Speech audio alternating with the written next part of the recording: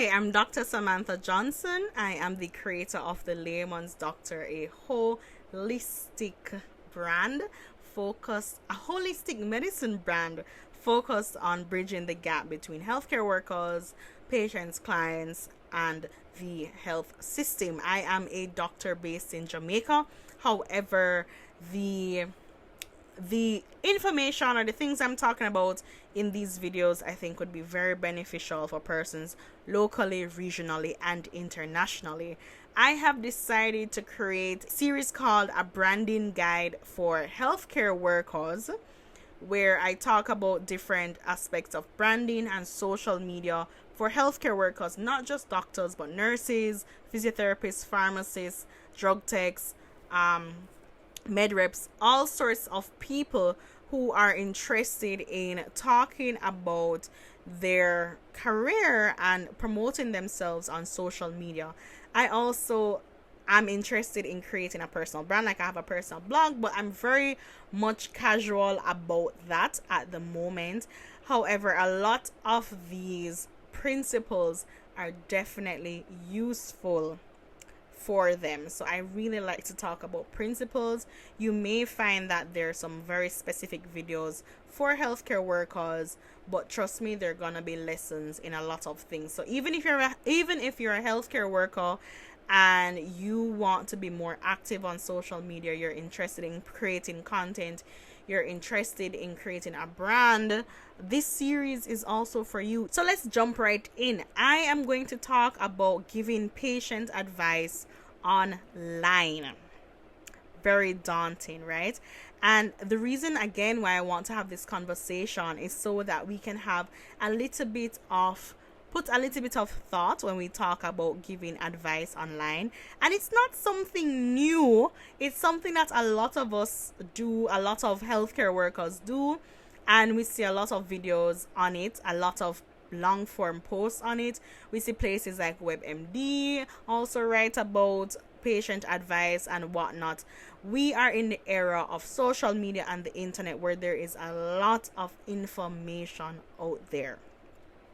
As healthcare workers, I think it's important that we do our due diligence when it is that we are posting patient advice, so that it is done in a way that is safe, in a way that is understandable, and a way that won't put the patient at harm's length.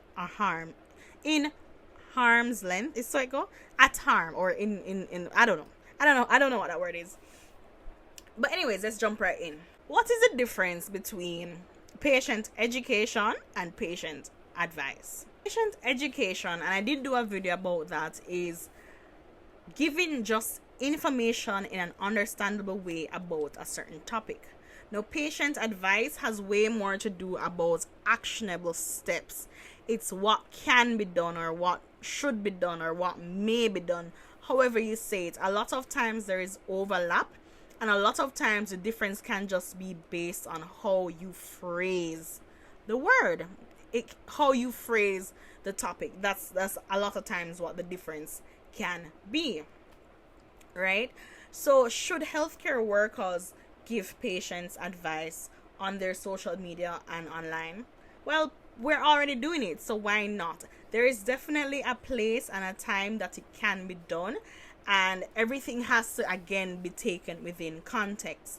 A lot of times things aren't going to be very black and white. There's no necessarily right or wrong, but everything has to be in context. Things that we might give advice about are if we're trying to prevent something. Say, for example, you're trying to prevent catching the flu or COVID-19 or gastroenteritis.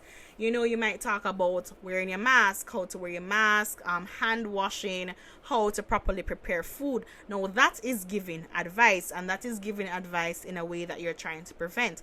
I have done videos on how to properly wear your surgical mask. I have given advice on hand washing as well. We will see a lot of governments and a lot of doctors as well are talking about when you're having mild COVID symptoms or mild flu symptoms or even mild gastroenteritis, what are some things you can do at home to help you. No, there's always going to be a caveat, and I spoke about it again in my education video. I'm not sure which one I'm going to be posting first, but there's always going to be a need for safety netting. And safety netting literally means that after you have said something or after you have given advice, that you add a section where it says, hey, this is a section you say, hey, if it gets worse, you need to go to your doctor, basically. So say you're talking about gastroenteritis and you're saying, drink water, avoid salty foods, avoid sweet foods, keep up your hydration, stuff like that. Just regular advice around it. But then you're also going to drop in, if there's blood in your stool, if you can't keep up with hydration, especially for children, if they seem very lethargic, if the mole in them head sunken and stuff like that, if the eyes are sunken, if the skin is dry, if the saliva is tacky, so on and so forth, then you need to seek urgent care. Like, those are the types of safety netting that you're going to have to include, right? And then when we're giving patient, I kind of went all the way around, but I definitely forgot to put this in at the front, that when you're giving patient advice, you always want to put a disclaimer. And it very much depends, again, also on the type of advice that you're giving, right? So you always want to give a disclaimer that this information does not replace seeing a physician, and you can also use the opportunity to safety net. So you always want to give a disclaimer. You always want to safety net. So information about preventing illness. We have information about treating illness. You may also give patient advice on how to do something. So even how to breastfeed, how to sanitize the bottles used for breastfeeding. I watch a lot of patient advice videos on how to stretch my upper back and my neck. So I like to watch videos from massage therapists, chiropractors, physiotherapists, because I enjoy seeing how I can stretch my neck, how I can relieve tension and tightness in my neck and upper back.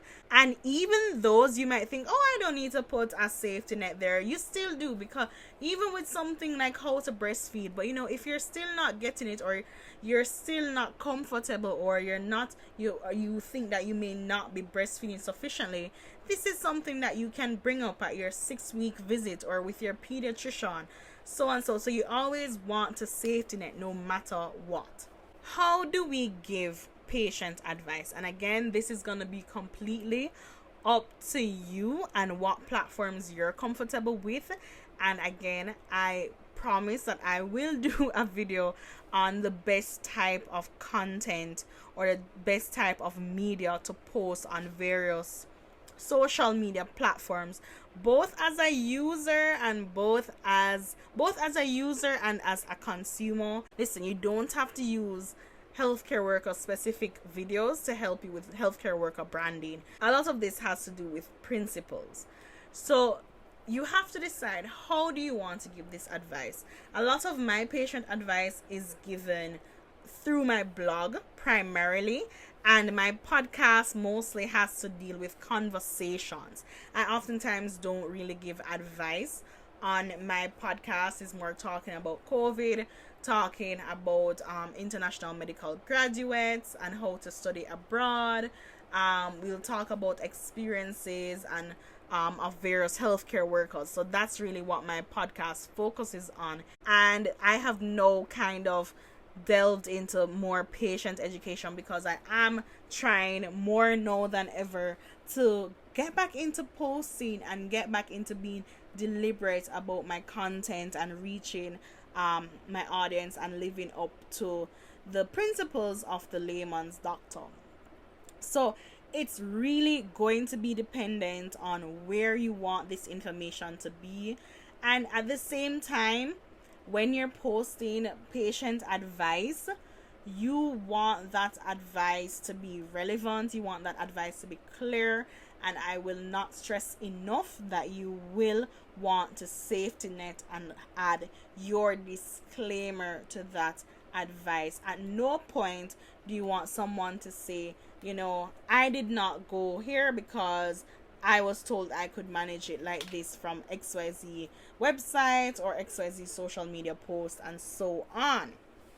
Now, I think that this can be a very useful tool, again, depending on the type of branding that you're trying to create, especially if you're maybe trying to promote your own practice or promote your clinic, or even stuff like helping persons use a healthcare system, knowing when to go. Say you work, like for example, you work in an emergency department or you work at a primary healthcare facility, and you're seeing where patients might be. In Jamaica, they have this thing where patient always a watch. Like, I don't even say patients, because even here, sometimes something will happen to you and you say, no man, may I watch it.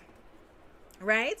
Maybe you want to talk about that. You want to talk about if you get a cut, what you should do as soon as you get a cut, and what to look out for if you need to actually go into a doctor to maybe get some antibiotics. Or even you're talking about, this would be maybe more patient education, but it's like, if you get a cut with this thing, go into your doctor office so that you can get a tetanus shot or something like that. Like, you have to decide what is the purpose of you posting. Is it that you are a pediatrician and you want to see less patients come in with severe gastroenteritis? Are you a primary care physician in the public system and you want to see less persons coming in with severe disease, or you want persons to catch the fact that they have diabetes early? Or maybe you're talking about how to manage your diabetes in between visits or at home, how to use your glucometer, how to use your pressure cuff, stuff like that. What is the reason why you're posting this advice? It seems way more cohesive when you have a goal and you have a point, and it's not just like all over the place.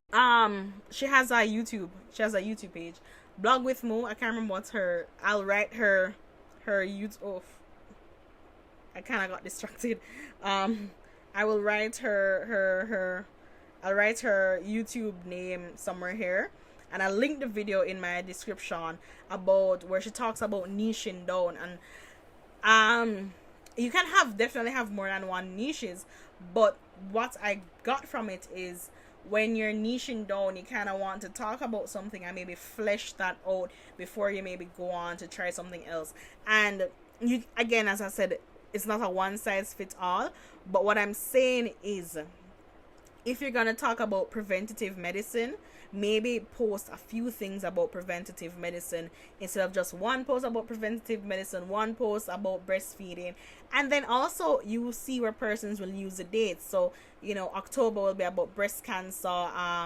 Prostate cancer is either the month before or the month after. I can't remember off the top of my head, but just being deliberate about it, remembering who your audience is, putting your audience at the forefront, and of course never forgetting to add your disclaimer and add, of course, your safety netting. Thank you for watching this video. Please share your opinions, your comments down in the comment section below. If you like this video, please give it a thumbs up. Can you see my thumb? Give it a thumbs up. If you think someone would benefit from this video, please share. And if you are interested in seeing more content like this and just being a part of my community and being a part of my brand, please subscribe, and you can check out all my links and everything below. You can follow me, you can be a part of my community, all of those things. So until next time, don't forget to like, share, and subscribe.